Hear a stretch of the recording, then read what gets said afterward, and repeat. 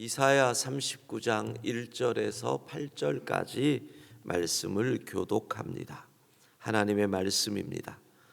그때 발라단의 아들 바벨론 왕 무로닥 발라단이 히스기야가 병들었다가 나았다 함을 듣고 히스기야에게 글과 예물을 보낸지라. 히스기야가 사자들로 말미암아 기뻐하여 그들에게 보물 창고 곧 은금과 향료와 보배로운 기름과 모든 무기고에 있는 것을 다 보여주었으니 히스기야가 궁중의 소유와 전 국내의 소유를 보이지 아니한 것이 없는지라. 이에 선지자 이사야가 히스기야 왕에게 나와 묻되 그 사람들이 무슨 말을 하였으며 어디서 왕에게 왔나이까 하니 히스기야가 이르되 그들이 원방 곧 바벨론에서 내게 왔나이다 하니라. 이사야가 이르되 그들이 왕의 궁전에서 무엇을 보았나이까 하니 히스기야가 대답하되 그들이 내 궁전에 있는 것을 다 보았나이다. 내 창고에 있는 것으로 보이지 아니한 보물이 하나도 없나이다 하니라. 이사야가 히스기야에게 이르되 왕은 만군의 여호와의 말씀을 들으소서. 보라, 날이 이르리니 네 집에 있는 모든 소유와 네 조상들이 오늘까지 쌓아둔 것이 모두 바벨론으로 옮긴 바 되고 남을 것이 없으리라. 여호와의 말이니라. 또 내게서 태어날 자손 중에서 몇이 사로잡혀 바벨론 왕궁의 환관이 되리라 하셨나이다 하니 히스기야가 이사야에게 이르되 당신이 이른바 여호와의 여호와의 말씀이 말씀이 좋소이다 하고 또 이르되 내 생전에는 평안과 견고함이 있으리로다. 하니라. 아멘. 유다의 13번째 왕인 히스기야는 하나님의 역사와 능력을 온전히 체험한 아주 대표적인 왕입니다. 히스기야가 왕의 제위에 오른 지 6년째 되는 해 BC 722년 북왕국이 멸망을 합니다. 아수르에 의해서 멸망을 합니다. 그리고 8년 후에 히스기야가 제위 14년째 되는 해에 그 아수르가 남유다를 잡아 먹으려고 먹으려고 공격을 해 오는 것, 그것이 바로 아수르 왕 사네립 그리고 사네립의 신하였던 렙사게가 유대인의 언어로 하나님을 모욕하고 조롱했던 이 일을 성경을 읽으신 분들은 기억할 것입니다. 결국 아주 간절히 히스기야는 베옷을 입고 자신의 옷을 찢으며 하나님 앞에 기도하고 여호와의 사자가 임하여서 이사야서를 보면 18만 5천 명이나 되는 아수르 군대가 하루아침에 진멸을 하고 그리고 결국 이 일로 인해서 산헤립은 아들의 쿠데타로 죽음을 당하게 되는 비극의 주인공이 되죠. 그런데 성경은 그 같은 해에 또 어떤 일이 벌어졌느냐? 히스기야가 죽을 질병에 걸렸다, 이렇게 나옵니다. 같은 해에 국가적으로 엄청난 사건, 전쟁, 또 같은 해에 본인이 죽을 병에 걸리는 겁니다. 역시 히스기야는 정말 하나님 앞에 간절히 기도하고 하나님의 은혜가 임해서 그 질병에서 나음을 받고 15년의 삶을 이 덤으로 받게 되는 은혜를 입는 거죠. 그러니까 여러분 개인적으로 본다면 회사가 너무 어려워서 정말 넘어질 지경이었는데 방법은 없고 하나님의 은혜를 구했는데 기적적으로 하나님 도와주셔서 회사가 다시 일어나고 더 크게 되었다. 이런 일을 체험했는데 얼마 후에 큰 병이 임해서 죽을 것 같은, 죽기 직전의 상황이다. 근데 기도했더니 하나님이 그 병에서 또 치유해 주셨다. 그러니까 공적으로도 사적으로도 하나님의 능력과 역사, 하나님의 은혜를 체험하게 되는 겁니다. 자, 그 상황에서 오늘 본문의 이 일이 나오는 거죠. 오늘 주제는 얼마나 책임 있게 살았는가? 성도의 책임이 무엇일까요? 히스기야를 통해서 보는 성도의 책임은 무엇이냐? 내가 받은 은혜를 고백하고 그리고 그 은혜를 전하는 것, 그 은혜를 전달하고 전수하는 것, 이것이 성도의 책임입니다. 한 나라가 하나님의 은혜로 살았습니다. 그래서 그 결과 이 왕은 부와 명예와 권세와 모든 것을 얻었습니다. 내 개인이 죽을 뻔했는데 살았습니다. 그리고 덤으로 사는 인생의 자식까지 얻었습니다. 보통 큰 은혜를 입은 것이 아니지요. 자, 근데 오늘 본문 시작되는데 바벨론 왕이 사자를 보냅니다. 무로닥 발라단, 이름도 되게 어렵습니다. 무로닥 발라단 왕이 사자를 보내는데 그 이유는 히스기야가 병에 걸려서 죽을 줄 알았는데 나았다고 해서 축하의 글과 예물을 보냅니다. 그때만 해도 바벨론은 아직 작은 나라였거든요. 아수르가 그 지역에 패권을 가진 제국이었고요. 아마도 아수르를 물리친 이 히스기야의 이야기를 듣고 작은 나라들끼리 힘을 모아서 이 강대국에 대항하자, 그런 의미였던 것 같습니다. 그런데 여기서 히스기야는 너무 기분이 좋았던 거죠. 드디어 세계가 나를 주목하는구나. 그래서 자기가 얼마나 부자인지, 만만한 나라의 사신이 온 거잖아요. 큰 나라의 사신이 왔으면 자랑할 수 있었겠어요. 근데 바벨론 아직 소국이었을 때 오니까 잘난 척을 하고 싶었던 거죠. 자신의 창고를 열어서 내가 얼마나 부유한지를 구경을 시키고, 심지어는 무기고를 열어서 내가 어떤 무기를 가지고 있다. 성경에 보면 궁중의 소유와 전 국내의 소유를 보이지 아니한 것이 없는지라, 바보 같은 짓 한 거죠. 어떤 임금이 자신의 나라의 무기 보유를 적국이 될지 모르는 사신에게 낱낱이 공개하는 그런 어리석은 사람이 있겠습니까? 자, 이런 상황에서 이사야 선지자가 와서 묻습니다. 4절이죠. 그들이 왕의 궁전에서 무엇을 보았나이까?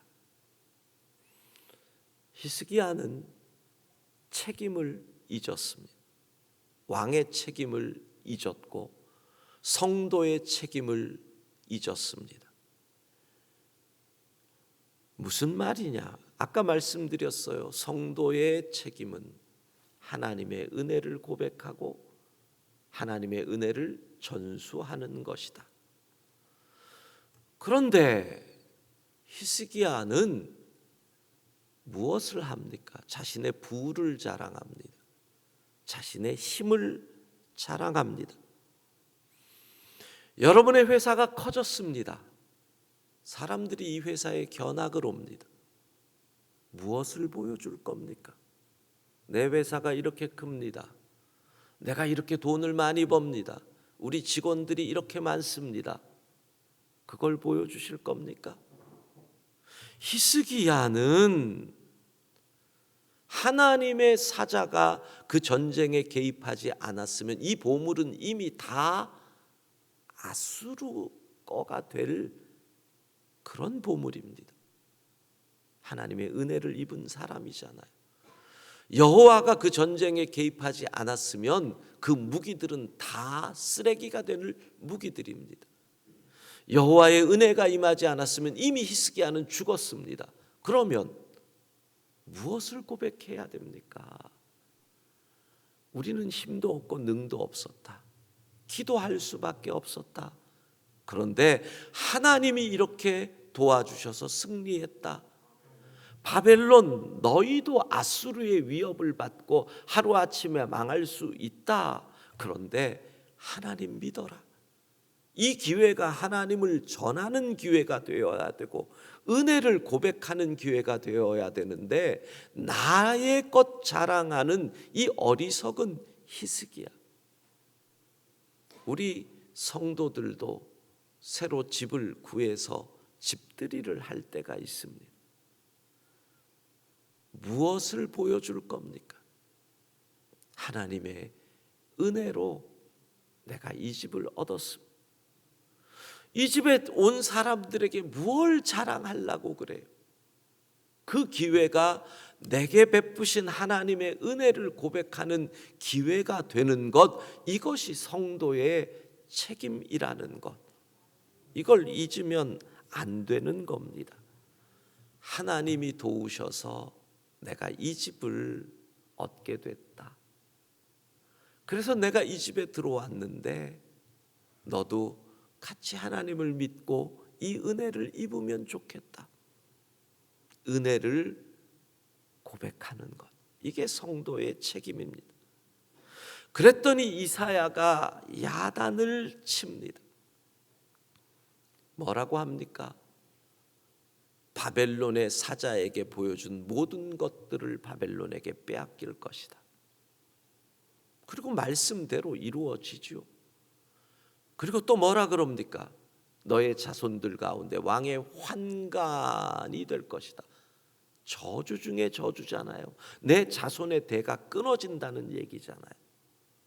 그런데 히스기야의 대답이 참 가관입니다. 8절, 당신이 이른바 여호와의 말씀이 좋소이다. 이유는 내 생전에는 평안함과 견고함이 있을 거니까. 히스기야랑 우리나라 정치인들이랑 참 비슷해요. 후대가 어떻게 되는 거 상관없어요. 지금 잘 먹고 잘 살면 되는 거지. 이 왕이 되고 정치인이 되면 다 그런 피가 흐르는지, 내 생전에 평안하고 견고함은 되고 내 후손들이 어찌 되든지는 나는 상관이 없습니다. 여러분, 내가 받은 은혜가 내 자손에게 전수되지 못합니다. 이게 비극이잖아요. 이 시대에 우리가 왜 환경을 신경 쓰고 친환경 그렇게 나가나요? 우리의 자손들을 위해서잖아요. 우리만 그냥 먹고 살고 그럴 거면 쓰레기 버리고 재활용 안 하고 우리의 자손들을 위해서 그들에게 깨끗한 지구를 물려주려고 그러는 노력을 하는 거잖아요. 근데 그런 수고 없이 나만 잘 먹고 잘 살면 됩니다. 얼마나 무책임합니까? 성도의 책임, 은혜를 전수하는 것. 히스기야가 덤으로 15년을 받은 그 세 번째 해에 아들이 태어납니다. 므낫세. 그 므낫세는 차라리 안 태어났으면 할 패역한 왕입니다. 열왕기하 21장 2절을 보면 이렇게 되어 있습니다. 므낫세가 여호와 보시기에 악을 행하여 여호와께서 이스라엘 자손 앞에서 쫓아내신 이방 사람의 가증한 일을 따라서. 여러분, 차라리 그냥 그때 죽었으면 다른 누군가가 왕이 되어서 이 이스라엘이, 남유다가 뭔가 바뀔 수 있었을 텐데 너무 운명론적으로 얘기하나요? 아니, 히스기야가 이사야가 꾸짖었을 때 맞습니다. 제가 잘못했습니다. 한 번만 더 기회를 주십시오. 라고 회개했으면 상황은 또 바뀌었을 수도 있어요. 그런데 나만 잘 먹고 잘 살면 됩니다. 은혜의 전수를 생각하지 않는 아버지 밑에서 므낫세가 제대로 자랐겠어요. 그러니 패역한 왕이 되는 거죠. 여러분, 우리의 책임, 은혜를 고백하고 은혜를 전달하는 것, 올 한 해 어떻게 사셨습니까? 우리의 자녀들에게 은혜를 제대로 전수하고 있습니까? 많은 부모님들이 자녀들이 살아가는 문제로 고민들을 하고 걱정을 합니다. 자녀가 결혼할 나이가 됐는데 집이 없고 그러면 걱정을 합니다. 아이에게 집이라도 하나 줘야 되는데 안달을 합니다. 그런데 하늘나라에 집이 없는 건 걱정 안 합니다. 지금 집이 없는 자녀 가지고는 안달을 하고 어떻게 해야 줄까를 생각을 하는데, 하늘나라 집은 이럽니다. 언젠간 되겠지요. 그 언젠가가 언젠데 은혜를 전수하지 않는 히스기야의 모습, 우리의 모습. 그래서 구약 성경 역대하 32장 25절 역대기 기자는 이렇게 히스기야를 정의합니다. 함께 읽습니다. 히스기야가 마음이 교만하여 그 받은 은혜를 보답하지 아니하므로 진노가 그와 유다와 예루살렘에 내리게 되었더니. 한마디로 히스기야의 문제는 은혜를 몰랐다. 은혜를 몰랐다. 2022년 한 해 얼마나 은혜를 고백하고 그 은혜를 얼마나 전하며 사셨습니까? 그게 없으면 우린 무책임한 사람입니다. 무책임한 성도입니다. 신명기 6장에 보면 너무나 유명한 쉐마가 나오죠. 들으라 이스라엘아, 여호와 하나님은 오직 한 분이시니 너는 마음을 다하고 뜻을 다하고 힘을 다하여 그분을 사랑해라. 자, 그리고 나서 신명기 6장 7절부터 9절까지 이렇게 말씀합니다. 너의 자녀에게 부지런히 그것을 가르쳐라. 집에 앉았을 때든지 길을 갈 때든지 누워 있을 때든지 일어날 때든지 하나님 사랑을 강론해라. 내 손목에 그 말씀을 메고 기호로 삼으며 미간에 붙여 표로 삼고 내 집 문설주와 바깥문에 기록해라. 무엇을, 왜? 그 뒤에 10절부터 보면 이렇게 말씀하셔요. 하나님의 은혜를 얘기하는 거예요. 우리의 조상이 애굽에서 노예로 있을 때 건져주신 그 하나님, 근데 그 하나님이 하신 일이 이 땅을 그냥 주셨다. 건축하지도 않았는데 집을 주셨다. 심지도 않았는데 포도원을 주셨다. 심지도 않았는데 감람나무를 주셨다. 파지도 않았는데 우물을 주셨다. 이 모든 걸 우린 뭐라 그래요? 은혜잖아요. 하지도 않았는데 우리에게 주셨어요. 은혜잖아요. 너희가 그 은혜를 입었으니 어떻게 해라? 미간에 표를 삼고 손목에 기호를 삼으며 앉아서나 일어서나 자녀들에게 은혜를 전하라. 은혜를 전하라. 그게 너희가 할 일이다.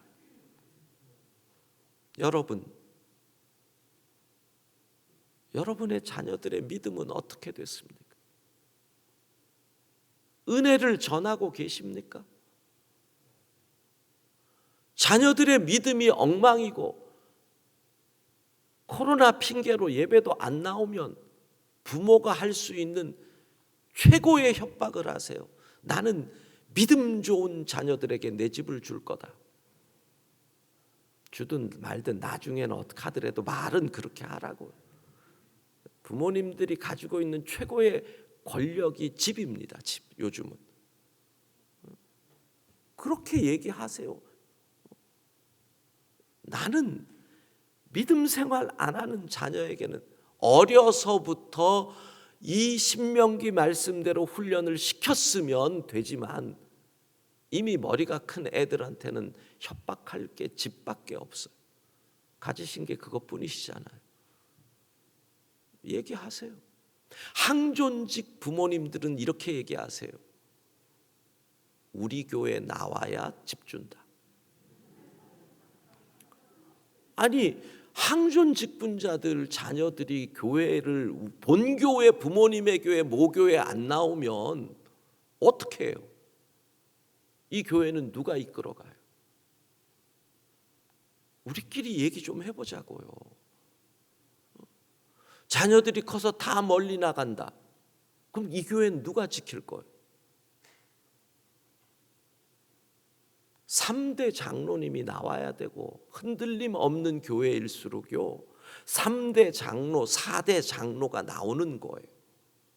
장로님들은 그런 선한 거룩한 욕심을 가져야 돼요. 내 자녀가 우리 교회 대를 이어 장로가 돼야지. 내 손주가 대를 이어 장로가 돼야지. 그런 기도 제목을 가지고 나가고 그렇게 얘기하세요. 자녀가 셋인데 셋 다 믿음 생활을 잘해요. 근데 다 딴 교회 다녀요. 그럼 그렇게 얘기하세요.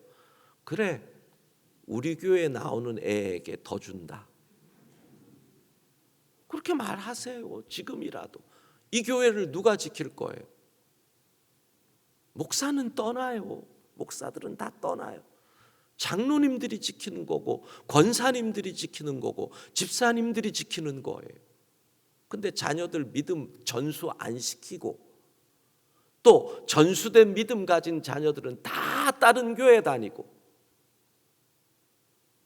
얼마나 책임 있습니까? 책임은 내 자손에게 믿음을 지키게 하는 것도 책임이고 내 자손들이 교회를 지키게 하는 것도 책임이고. 할렐루야. 2022년 얼마나 책임 있었는지 은혜를 고백하고 은혜를 전달하는 우리 모두가 되기를 소망합니다. 기도합니다. 하나님, 올 한 해 얼마나 책임 있게 살았는지 받은 은혜를 고백하고 그 은혜를 잘 전달하며 전수하며 살았는지 우리의 모습을 돌아보기 원합니다. 주신 은혜가 너무나 큰데 그 은혜를 보답하지 못하고 나만 잘 먹고 잘 살면 된다고 했던 그 히스기야의 무책임이 우리의 모습이 아닌지 돌아보게 하시고 우리는 책임 있는 그리스도인으로 은혜를 고백하고 전수하며 살게 하옵소서. 하나님, 한 해 결산 새벽 기도회를 시작하며 새벽마다 부르짖었던 우리의 기도 제목들 하나님께서 응답하여 주실 줄로 믿습니다. 하나님의 시간에 하나님의 방법으로 하나님의 뜻대로 응답하여 주옵소서. 오늘 이교구 우리 집사님 손목 터널 증후군으로 현대병원에서 수술을 받습니다. 살아왔던 시간, 그 삶의 곤고함이 손목 터널 증후군을 일으켰는데 수술하는 의사의 손을 붙잡아 주시고 깨끗이 수술이 잘 되고 이전보다 이후가 더 강건하도록 주의 손으로 붙잡아 주옵소서. 우리의 자녀들, 손주들 오늘 하루도 주의 날개 그늘 아래 품어 주옵소서. 예수님 이름으로 기도합니다. 아멘.